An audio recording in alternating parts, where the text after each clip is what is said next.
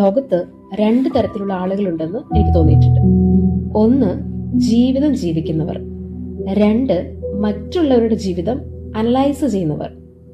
ഈ രണ്ടാമത്തെ വിഭാഗം ആളുകളെ ഞാൻ കൂടുതലായിട്ടും ഫേസ്ബുക്ക് പ്ലാറ്റ്ഫോമിലാണ് കണ്ടിട്ടുള്ളത്. നമ്മൾ ഒരു ഫോട്ടോ അപ്ലോഡ് ചെയ്ത് ഒരു 2 മിനിറ്റ് കഴിയുന്നതിന് മുമ്പ് തന്നെ അത് സൂം ചെയ്ത് എൻക്വയറി തുടങ്ങും.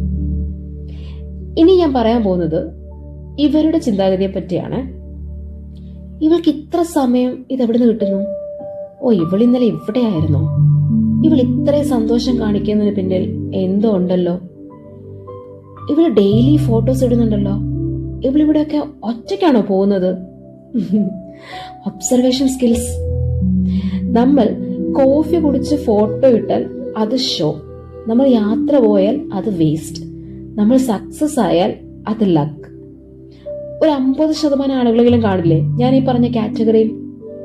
കാണും. പക്ഷേ അവർ ജഡ്ജ്മെന്റ് പാസ് ചെയ്യുന്നതിന് കൺസേൺ എന്നാണ് പേരിടുന്നത്. ശ്രദ്ധിക്കണം, കൺസേൺ. ഇനി ഞാൻ ഇതിന്റെ റിയാലിറ്റി ചെക്ക് ചെയ്യട്ടെ. സത്യം പറഞ്ഞാൽ നമ്മളെക്കാൾ നമ്മളുടെ ലൈഫിനെ കുറിച്ച് അവർക്ക് കൂടുതലായി അറിയുമെന്നാണ് അവരുടെ ധാരണ.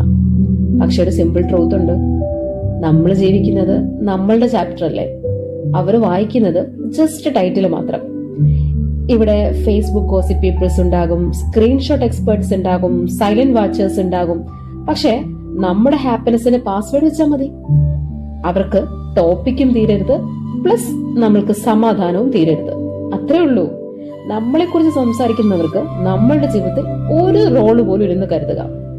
അതാണ് സത്യവും.